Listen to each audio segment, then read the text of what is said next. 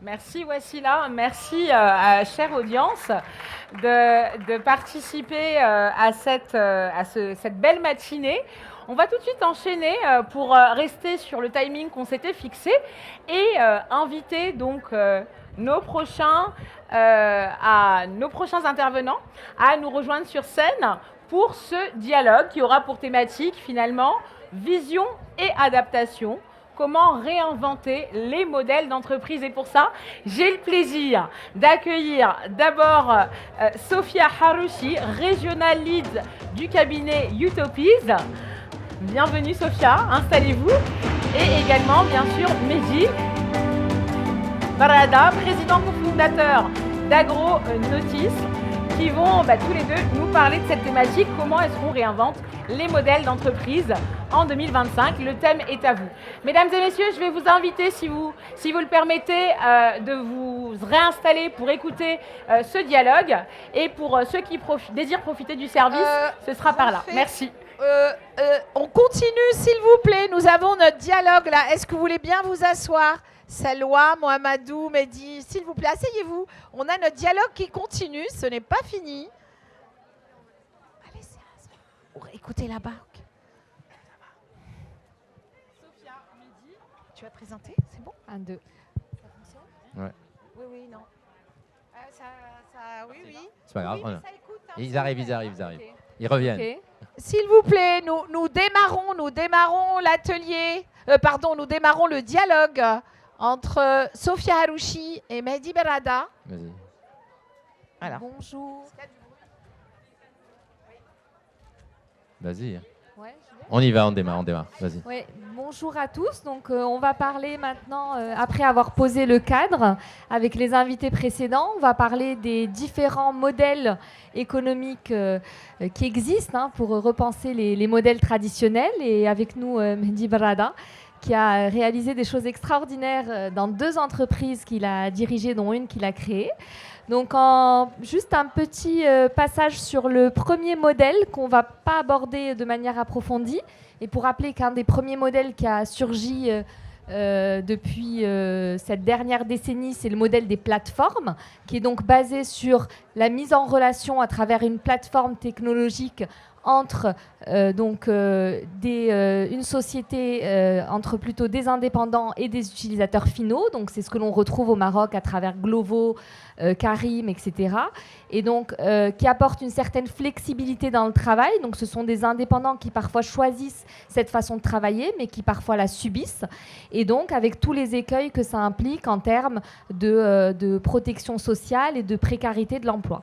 Et puis, il y a un autre modèle sur lequel va témoigner Mehdi aujourd'hui, qui est celui de l'entreprise collaborative.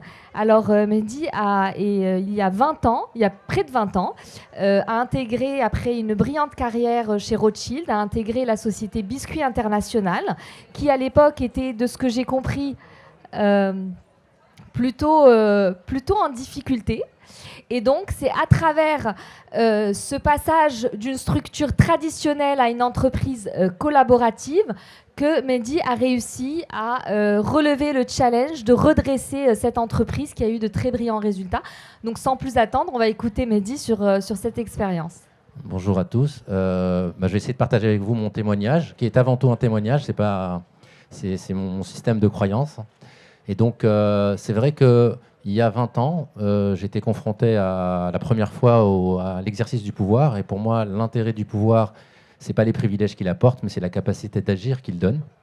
Et donc, à partir de là, moi, je me suis posé une question. J'avais une conviction profonde, c'est qu'il y avait un gâchis humain assez important dans les entreprises. Et j'avais la conviction qu'on était des pompiers pyromanes, c'est-à-dire qu'on se plaignait de ce que l'on craignait, de ce que l'on créait. Dans le sens où souvent, moi, déjà à titre personnel, les endroits où je me suis le plus éclaté au travail, c'est quand on m'a donné beaucoup de liberté et beaucoup de responsabilité et d'autonomie. Et donc, j'ai considéré que mes besoins d'égalité, mes besoins de reconnaissance, mes besoins d'autonomie et mes besoins d'apprentissage étaient universels et n'étaient pas l'apanage d'une minorité d'élite ou de dirigeants. À partir de là, je me suis posé la question comment on va vers des entreprises qui sont basées sur cette idée de liberté, de confiance et d'autonomie. Et donc, a commencé la transformation. Je ne vais pas vous parler, sinon ça va être très très long, mais en tout cas, aujourd'hui, je peux partager avec vous les ingrédients qui me paraissent essentiels pour aller vers une entreprise collaborative et une entreprise où il y a un niveau d'engagement et d'inspiration très élevé dans les entreprises. On y aspire tous. C'est pas toujours facile, mais je dois partager le fait. Alors, pour vous donner des ordres de grandeur de la boîte que j'ai dirigée, c'est pas pour me mettre en avant, mais c'est plus pour se rendre compte que j'étais dans un environnement où il y avait 1200 personnes, 12 usines en Europe. C'est une entreprise qui est partie de 60 millions d'euros de chiffre d'affaires jusqu'à 300 millions d'euros de chiffre d'affaires. Les clients sont des clients du retail, mes investisseurs sont des investisseurs financiers, donc j'étais dans un jeu de contraintes réel. Je n'étais pas dans le monde parallèle ou dans une périphérie, j'étais au cœur du système. Et pourtant, on a essayé de faire les choses différemment. Et pour moi, les ingrédients, ce qu'a dit Driss ce matin, c'est essentiel, c'est le sens. Le sens. Les gens ne se lèvent pas le matin pour de l'EBITDA. Ce sont des motivations extrinsèques. Les motivations intrinsèques, c'est le sens. Pourquoi je suis là, à quoi je contribue. Et donc, pour nous, on a vraiment fait cet ingrédient-là. Et je sais qu'aujourd'hui, tout le monde commence à faire de la raison d'être, des visions, des valeurs. Mais je vous invite vraiment à vous poser la question de l'intention qu'il y a derrière. S'il est juste pour être moderne et faire un nouveau élément du management, ça ne servira à rien parce que ça sera vide de sens, ça sera vide. La question, c'est comment je fais un processus interne, collaboratif, participatif, où il y a une vraie appropriation des salariés dans l'écriture de cette raison d'être commune. À quoi on sert? Ça, c'est le premier ingrédient. Je suis déjà long, je le sais, mais c'est très difficile ce que vous me donnez à faire. Concrètement. Voilà. Sur le Concrètement, terrain, ça donne quoi c'est écrire ensemble une raison d'être, une mission et les valeurs, et ensuite faire en sorte qu'on la vive au quotidien. Donc il faut aussi un espace de liberté, un espace de parole. Quand on met en place des valeurs, on a intérêt à les incarner au quotidien, mais aussi à créer l'espace dans lequel tous les ans on se pose la question, est-ce qu'on les vit, ces valeurs?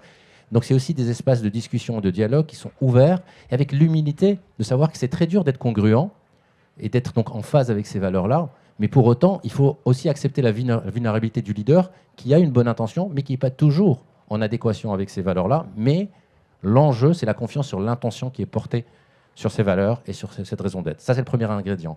Alors, ce que je vous dis, c'est un changement de paradigme. Donc, c'est plusieurs ingrédients qui sont systémiques. Donc, si on prend chacun tout seul, ça n'a pas de sens. Et encore une fois, c'est une schématisation de quelque chose de beaucoup plus complexe. Et c'est des années et des années de transformation. Le deuxième, c'est, si je devais dire, c'est beaucoup de moyens sur la formation à l'intelligence relationnelle, à l'intelligence collaborative, qu'on appelle aussi intelligence émotionnelle. Moi, je préfère le mot intelligence relationnelle dans le monde du travail, parce que ça nous amène très vite à comprendre à quoi ça sert. On ne peut pas aller vers la collaboration si on n'est pas doué pour la collaboration, et on a une croyance collective qui est limitante, de mon point de vue, c'est qu'on pense que les gens ont des natures profondes, et donc ils ont des comportements qui leur sont propres. Or, en réalité, mais c'est pas que c'est en France, c'est au Maroc, c'est partout, on n'investit pas suffisamment dans l'information à l'intelligence collective. Et ça, c'est un enjeu fondamental parce qu'on n'a pas appris à savoir écouter, on n'a pas appris à comprendre que ma vérité n'est pas la vérité, mais une représentation de la réalité. Donc j'ai des biais par définition dans ma perception du réel. Et comment je fais de la diversité une source d'intelligence collective plutôt d'une source de bataille des égos? Et ça, c'est un enjeu majeur. Excuse-moi de t'interrompre. On dit que la pédagogie, c'est la répétition. Il ne s'agit pas de former juste une fois. Donc, à quelle fréquence ces formations ont eu lieu de telle sorte à ce que ça s'ancre réellement dans les comportements? Alors, nous, on était très ambitieux. On a mis 5% de la masse salariale sur la formation. Moi, il y a quelque chose qui me passionne, c'est la communication non violente. Donc, c'est un sujet qui est structurant dans toutes les entreprises dans lesquelles je suis. Et on a pour tous les salariés. Alors, on peut aussi commencer par le codir parce qu'il y a des enjeux de raisonner en cercle concentrique, mais en tout cas, il faut repenser la position de leadership, le rôle effectif d'un leader, à quoi il sert. Et bon, on a beaucoup travaillé sur cette posture-là. C'est quoi un leader? Ce leader, pour moi, il n'a pas vocation à arbitrer, à décider. Il a vocation à créer les conditions de l'émulation collective, les conditions des bons questionnements. Donc, la communication non violente, chez nous, c'est 5 jours par an pour tout le monde. Donc, c'est énorme. Hein. C'est, voilà. Et tous les ans, ça fait 3 ans, par exemple, dans l'entreprise dans laquelle je suis. Donc, c'est un travail de longue haleine parce qu'on ne transforme pas les choses... Voilà. Donc je sais que parfois il y a la mode aujourd'hui de la CNV, mais faire une CNV une fois, un codir comme ça en shot, ça peut être sympa, mais ça ne change pas structurellement. Là aussi systémique, je dirais le troisième volet, c'est aller vers des organisations agiles. Et il y a 2 dimensions dans l'organisation agile, c'est aller vers plus de transversalité, même vers de la transversalité. Alors moi je dis plus parce que je sais que c'est un chemin et on ne peut pas du jour au lendemain aller vers ça. Et pour aller vers de la transversalité, moi une des choses que j'invite pas mal les entreprises à faire, c'est de changer un petit peu dans l'organisation fonctionnelle les notions de direction. C'est-à-dire que nous, on essaie toujours de développer à partir du moment qu'on a une vision, c'est quoi l'ambition et c'est quoi les facteurs clés de succès. Donc, c'est quoi les missions essentielles dans lesquelles nous devons réussir pour arriver à servir notre vision et notre mission, etc. Et plutôt faire porter par les les directeurs fonctionnels, qu'on forme aussi à une nouvelle forme de leadership, à porter des missions transversales. Je ne sais pas, je vous donne un exemple. Nous, dans les missions que nous avons, il y a une mission qui s'appelle « Émerveiller le client ». Ce n'est pas la direction commerciale. Émerveiller le client, c'est une mission. C'est-à-dire, déjà, c'est un verbe d'action dans lequel on porte les choses différemment. On dit dans la culture d'entreprise, nous devons faire vivre à notre client une aventure exceptionnelle. Et c'est l'affaire de tout le monde. Et la personne qui est le leader de la partie commerce devient un leader de cette mission, à l'intérieur de différentes missions. Et donc, il porte des projets transversaux avec des équipes qui sont multifonctionnelles. Je veux dire, c'est un sujet de qualité, c'est un sujet de production, c'est un sujet de logistique, c'est pas un sujet de commerce. Est-ce que vous avez constaté une différence dans les comportements à la lumière de cette nouvelle raison d'être? Est-ce que émerveiller le client, ça s'est vraiment retranscrit dans... Et en combien de temps ces changements de comportement ont eu lieu? C'est difficile à dire, mais ça va assez vite. Et en même temps, il y a beaucoup de formes de résistance. Mais quand on sent que l'intention est là, quand on sent qu'il y a un niveau de confiance élevé, quand on arrive à créer cette idée qu'on est porté par quelque chose qui a du sens et que ce n'est pas fake, on crée déjà une forme d'émulation importante. Et après, petit à petit, il y a évidemment des zones de résistance, il y a des baronnies qui essaient de résister à leur précaré. Évidemment, c'est une transformation longue et complexe. Pour autant, on sent très vite que ça libère une partie des gens. Et moi aussi, j'ai appris ça dans la transformation, c'est de mettre l'énergie là-dessus. Et pas mettre trop d'énergie sur les résistants, parce qu'on leur donne un pouvoir incroyable en leur consacrant autant de temps. Donc il y a aussi cette idée d'être porté par ça. Il y a aussi, donc si je reviens sur ce troisième ingrédient qui est l'organisation agile, il y a l'autonomisation. Si je fais vite parce qu'on n'a pas beaucoup de temps, moi je préfère un banc de poissons qu'une baleine. C'est-à-dire qu'on voit bien que un banc de poissons a beaucoup plus de résilience, même si on peut perdre des poissons, quelque chose. Quand on le voit dans la mer se mouvoir, on voit bien que c'est beaucoup plus agile. Et donc comment décentraliser, comment autonomiser, comment, en fin de compte, on ne se rend pas compte à quel point la volonté contrôlante des dirigeants et de centralisation complexifie parfois des problèmes qui sont simples au niveau local. Donc c'est aussi comment amener de plus en plus, et il y a un phénomène concomitant, c'est que plus on décentralise, plus on redonne la capacité des gens à agir sur leur quotidien, et plus ils ont le sentiment de maîtriser leur environnement, et plus il y a un sentiment de puissance. Je peux donner des exemples. Dans la biscuiterie, quand vous avez un pâtissier qui se plaint historiquement quand il a un problème de réception de matière, du sucre qui n'est pas conforme à ce qu'il attendait, dans un circuit classique, il va demander à son chef de ligne, qui va demander à un chef de fab, qui va finir par aller au siège ou à la direction des achats. La direction des achats a une liste de to-do, donc elle va le positionner en fonction de ses propres priorités, et lui a le sentiment de ne pas être entendu. Je me rappelle aussi, par exemple, des vêtements de travail où c'est centralisé par les RH, et donc les gens sont en froid dans un atelier, et il faut 6 mois pour recevoir un vêtement de travail, alors que peut-être qu'en face de l'usine, il y a une entreprise qui vend des vêtements de travail. Et donc, à un moment, si vous donnez l'autonomie à ces gens-là, ils vont en face, ils vont acheter leurs vêtements de travail. Ils sont en relation directe avec les fournisseurs, et c'est eux qui définissent le cahier des charges avec les achats, mais c'est eux qui prennent en charge une partie de la relation. Ce qui fait qu'ils sont en maîtrise directe de ce qu'ils vivent. Pour vous donner quelques exemples. Après, le quatrième volet, c'est changer les pratiques managériales, parce que tout ça est systémique. Il faut repenser comment on recrute, comment on augmente les salaires, qu'est-ce qu'on met comme niveau de performance dans les salaires. Évidemment, par exemple, moi, dans toutes les entreprises dans lesquelles je suis, ça peut paraître fou, même chez les commerciaux, les bonus, déjà, il y en a un peu moins, mais même quand il y en a, ils sont basés sur des critères collectifs. On peut pas, il y a des formes d'injonctions contradictoires, et ça, il faut y réfléchir, parce qu'au final, on croit que le management, on nous a expliqué dans les écoles de commerce, c'est une entreprise, une forme d'horlogerie qu'on gère, mais pour moi, c'est avant tout une aventure humaine, et comment créer les ressorts pour motiver et embarquer les gens. Et je donne un exemple sur les bonus qui est très très clair. C'est qu'on ne peut pas d'un côté dire tous collectivement qu'il faut qu'on aille vers des entreprises collaboratives, qu'on aille vers l'intelligence collective, et rester avec des bonus individuels qui viennent d'une autre croyance, qui est respectable, mais qui n'est pas la mienne. C'est que si chacun maximise son profit, on va maximiser la performance globale. Et ça, c'est antinomique avec la recherche de collaboration. Si on prend des expériences que nous avons de clients, alors moi je vis en France, moi je préfère, on en parlait en préparation, moi je préfère mon expérience client chez Decathlon, où on a des passionnés qui vont vous partager avec eux leur passion du sport et qui vont parfois même vous conseiller de ne pas acheter quelque chose parce que ce n'est pas conforme à votre besoin, qu'aller chez Darty, où vous voulez acheter une télévision et vous partez avec un frigo parce que la personne individuellement a un bonus sur la revente du frigo. Ce que je veux dire par là, c'est que c'est hyper important d'être cohérent aussi dans ses pratiques managériales et donc d'avoir repensé la manière dont on met les bonus, la manière dont on recrute, la manière dont on partage la valeur. Ces questions sont aussi importantes que le reste pour créer de la cohérence globale. Vous dites qu'il y avait moins de bonus. Ça veut dire que c'est une rémunération qui est davantage fixe et avec une part de variable qui est inférieure à un modèle classique ou... Alors, je vais peut-être fourcher en disant moins de bonus. En tout cas, il n'y a pas de moins de bonus individuel. C'est-à-dire que moi, ça fait 15 ans qu'il n'y a pas un commercial qui a un bonus individuel dans l'entreprise dans laquelle je suis. Certains disent, mais c'est pas possible, c'est des commerciaux, etc. Eh bien, je peux vous dire que moi, comme un de mes enjeux, c'est créer une expérience client et de la relation client, ben, les gens qui ne peuvent pas vivre avec un bonus individuel et qui ne peuvent pas vivre autrement, ben, peut-être ce n'est pas les bons commerciaux qu'il nous faut. Moi, peut-être qu'il nous faut des commerciaux qui créent une relation durable avec le client, par exemple. Donc il n'y en a pas moins, mais tous sont orientés sur des éléments de performance collective. On est tous sur le même bateau. On va chercher l'amélioration de la performance, de l'EBITDA. Parfois, tous les systèmes d'intéressement sont basés sur la performance globale, sur la performance durable, et pas sur des critères individuels. Et aussi sur beaucoup plus de raisons d'être, de savoir-être, pardon, et sur sa capacité collaborative. Nous, on passe aussi avec des systèmes d'évaluation par les pairs. Bon, on a beaucoup de systèmes très différents qui permettent à la fin que le système soit cohérent et qu'il se tienne. Donc vous avez créé un sentiment de responsabilité collective où la performance individuelle, les différentes performances individuelles s'agrègent pour en fait donner lieu à cette performance collective et tout le monde s'est senti responsable. Exactement, mais ce n'est pas qu'un sentiment, c'est aussi un système. C'est-à-dire qu'il faut vraiment questionner dans nos pratiques managériales, nos pratiques RH, parce que je sens qu'il y a beaucoup de gens de RH ici, dans nos pratiques RH, dans quelle mesure elles sont cohérentes avec l'intention qu'on porte. Dire qu'on veut du collaboratisme, l'exemple du bonus est très clair. Et donc c'est en permanence aller chercher dans tous les détails des pratiques managériales, parce qu'on hérite souvent d'une entreprise et de sa culture, et on ne questionne pas tout à l'aune de ce que l'on veut faire. Et ça, c'est pour moi essentiel.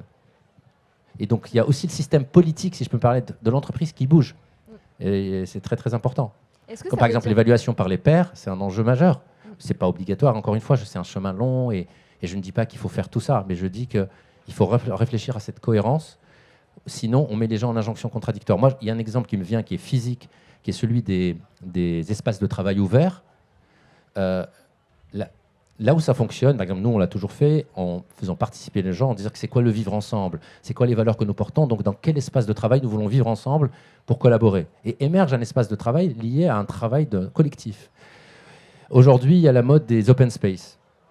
Donc, on se dit, comme les injonctions modernes, il faut faire des open space, Mais je peux vous dire, dans une entreprise autocratique, créer de l'open space, on crée de la souffrance additionnelle. Parce qu'au moins, dans une entreprise autocratique, quand je fermais mon bureau, j'étais au calme.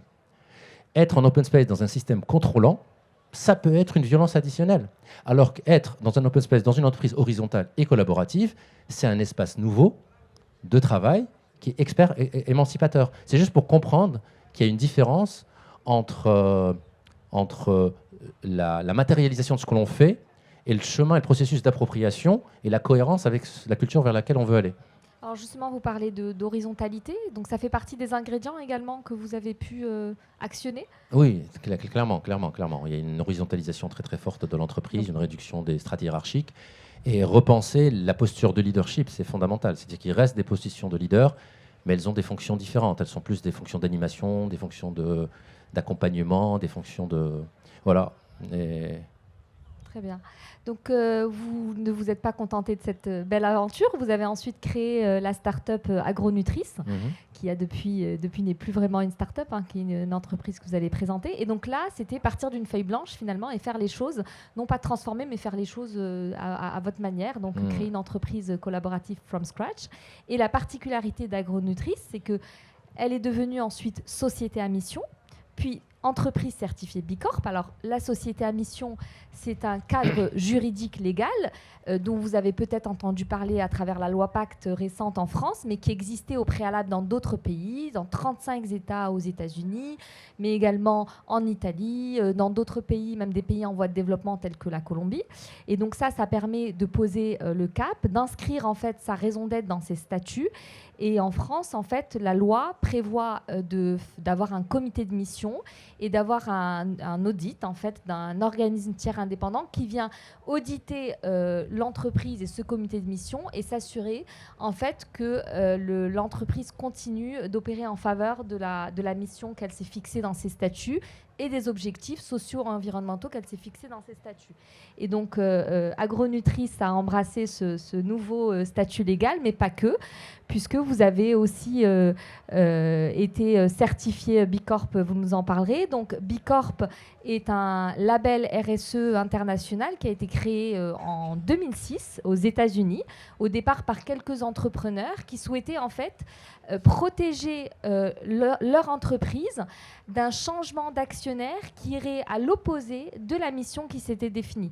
Donc l'idée, c'était de venir en fait avoir des business models à impact, de venir contrer une hypercapitalisation d'un hypercapitalisme en fait dans nos sociétés. Et aujourd'hui, c'est un vrai succès puisque le label Bicorp existe dans 75 pays, dont au Maroc, puisqu'en 2024, nous avons eu nos 2 premières Bicorp au Maroc avec Centrale Danone et Nutricia Africa, qui est une filiale de Centrale Danone. Après que Danone ait été en France la première société cotée à mission, et s'est fixé en fait l'objectif de faire certifier l'ensemble de ses filiales dans le monde par le label Bicorp. Alors le label Bicorp, ce sont 5000 entreprises certifiées dans le monde, mais ce sont 150 000 entreprises qui utilisent ce référentiel d'auto-évaluation. Donc je vous invite à tous découvrir ce référentiel d'auto-évaluation qui est le référentiel d'excellence en termes de RSE, donc en termes de problématiques environnementales, sociales et de gouvernance, et qui est une vraie boussole, une vraie carte de navigation pour aller vers le cap que vous vous êtes fixé à travers la définition de votre raison d'être, puisque pour être Bicorp, en fait, vous inscrivez votre raison d'être dans vos statuts pour la protéger de changements d'actionnaire. Donc Mehdi, je vais vous repasser la parole pour nous raconter un peu votre aventure société à mission et Bicorp pour Agronutris. Alors, bien sûr, Agronutris, ce que j'ai dit, ça concernait à la fois les 2 entreprises. Agronutris, c'est plus une start-up. On est devenu maintenant une centaine de personnes et on a un outil industriel. Et donc, on a aussi mis en place tout ce que j'ai dit autour de la collaboration. Mais moi, qui viens aussi du monde de l'entreprise collaborative, souvent, parce qu'on travaille beaucoup le sens, on voit beaucoup d'entreprises qui sont parties vers l'entreprise à mission et vers le Bicorp. Parce qu'il y a quelque chose qui devient consubstantiel dans la culture, c'est que la RSE, ce qu'on appelle la RSE parfois, ou en tout cas la dimension de sens à travers le social, l'environnemental, font partie intégrante de la culture d'entreprise. Et nous a paru important de faire une société à mission en France pour protéger aussi et mettre dans les statuts d'autres dimensions que la dimension performance économique. Moi, j'ai la conviction profonde on a une énorme confusion dans les entreprises. Moi, je dis souvent le résultat est une résultante. Et on passe énormément d'énergie sur le résultat et non pas sur les racines profondes du résultat. Et les racines profondes du résultat, pour moi, il n'y a que les humains qui ont une capacité créative, qui ont une capacité d'intelligence collective et d'intelligence individuelle. Et donc, comment on crée les conditions de cette performance. Donc, nous, on a mis ça dans nos statuts. Et ça permet plutôt de protéger l'entreprise. Mais on était déjà mature et mûr pour ça, parce que la plupart des entreprises utilisent ces labels ou ces éléments-là pour se mettre à niveau, mais ce qui est superbe. Et Bicorp, ça a été plus, comme on était une start-up, déjà on pense que pour certains clients, être Bicorp, ça donnait une certaine visibilité, une certaine crédibilité à ce que nous faisions. Et en même temps, comme on était une start-up, il fallait mettre un peu plus de formalisme dans ce que nous faisions. Et donc on est parti là-dedans. Après, nous, on lève aussi beaucoup d'argent auprès des investisseurs à impact. Et dans l'écosystème des investisseurs à impact, devenir Bicorp, ça devient quelque chose d'important en France et en Europe, même aux États-Unis. Et donc c'est pour ça qu'on l'a fait, mais c'est un outil qui est très puissant pour structurer, pour penser sa politique RSE et en faire quelque chose de central et non pas périphérique, pas quelque chose qu'on rajoute, mais bien quelque chose qui est au cœur de la culture et du dispositif de l'entreprise. Et la particularité de Bicorp, c'est en fait de devoir se refaire certifier tous les 3 ans et de démontrer tous les 3 ans que vous avez continué à progresser. Donc il ne suffit pas de tous les 3 ans en fait de ravoir les points minimum.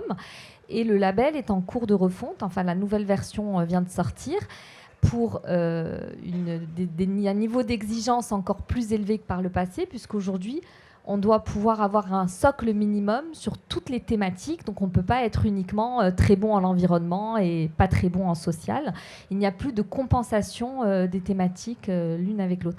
Qu'est-ce que ça vous a apporté Bicorp? Donc vous avez parlé de l'attraction d'investisseurs, vous avez et de la formalisation aussi. Et qu'est-ce que ça vous a apporté? Est-ce que finalement vous étiez déjà à un niveau de maturité tel que ça n'a été que la consécration, ou est-ce que ça vous a vraiment apporté quelque chose de nouveau dans vos pratiques?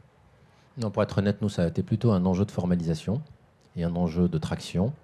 Parce que après, même paradoxalement, et je ne veux pas paraître présomptueux, il y a une feuille qui s'envole, présomptueux, même sur certains aspects, on trouvait que ça n'allait pas assez loin. Par exemple, sur le plan social, au final, comme c'est un label américain, il y avait certains sujets qui étaient principalement des sujets qui sont plutôt déjà protégés par le droit social en France. Et au final, moi, globalement, je trouve que dans les politiques RSE, la partie S n'est pas suffisamment haute, même si on en a parlé tout à l'heure et tu disais que ça augmentait les exigences. Mais nous, ça a été pas mon point de vue. Oui. Je trouve que les critères sociaux, notamment en termes de formation, sont très très élevés. Mais après, c'est du fait d'avoir consacré 5% du chiffre de la masse salariale à la formation, fait que vous étiez déjà à un niveau très très élevé. 5% de la masse salariale en formation. Merci. Micro pour moi, s'il vous plaît. Je vous rejoins et j'ai le plaisir vraiment de rejoindre ce talk. Merci Mehdi. Merci. Merci à vous aussi, tous les deux, pour ce brillant échange. Et je pense qu'on va vraiment pouvoir garder quelques idées sur comment finalement ces grandes solutions de transformation impactent l'organisation, mais également l'impact en externe des entreprises. Donc je vais vous remercier pour ce bel échange, ce dialogue. Merci à vous. Et parce qu'on est en train d'être dans une logique, merci beaucoup,